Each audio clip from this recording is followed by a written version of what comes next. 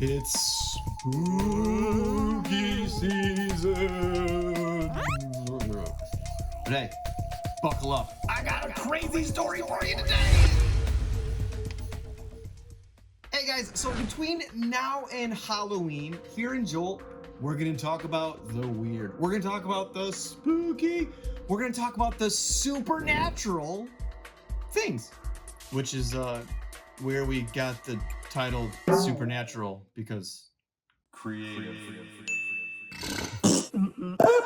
The truth is, guys, there are things that exist outside of the things that we can see and outside of the things we can touch.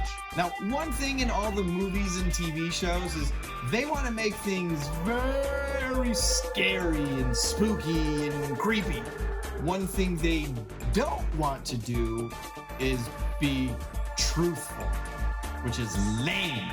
So my hope for the next 3 or 4 weeks as we go through this teaching series together is to tell the truth, for you guys to learn some of the truth about this world that exists outside of what we can see, the supernatural world. Because guys, the Bible, it is full of weird, freaky deaky, supernatural stuff.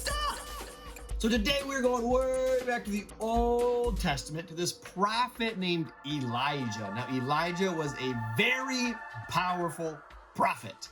Elijah was him. I'm gonna leave it there. Probably did that wrong. So there was this king in a neighboring country who continued to attack Israel over and over and over again. Elijah, being a powerful prophet, kept finding ways to trap them and spoil all of their plans.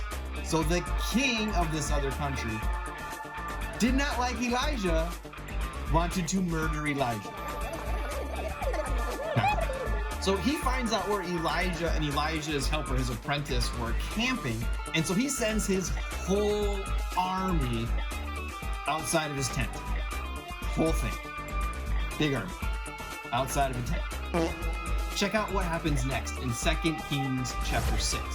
When the servant of the man of God got up early the next morning and went outside, there were troops, horses, and chariots everywhere. "Oh, sir, what will we do now?" the young man cried to Elisha. Whoa. So this kid wakes up in the morning, goes outside to pee, and sees an entire army and gets scared. Listen to Elisha's response. This is awesome. "Don't be afraid," Elisha told him, "for there are more on our side than are theirs."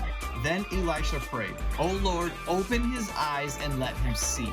The Lord opened the young man's eyes, and when he looked up, he saw the hillside around Elisha was filled with horses and chariots of fire. What? No, really? What? Then Elisha gets up all nice and slow, even though there's an entire army surrounding his tent, and he's like, "Hey, God,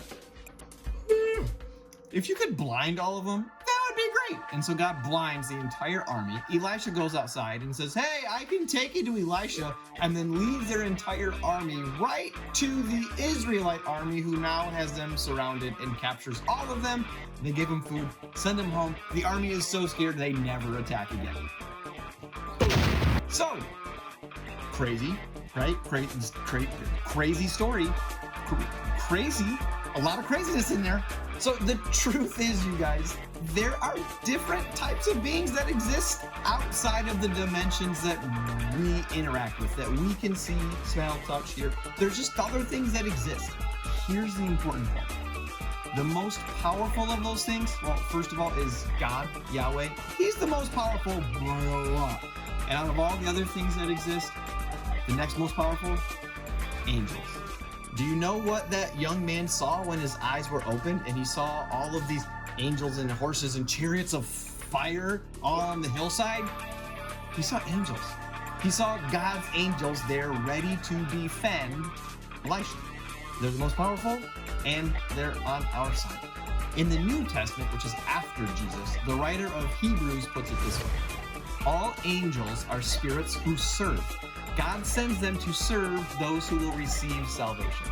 The point today, my friends, is that when I choose to follow Jesus, I've got God's angels on my side.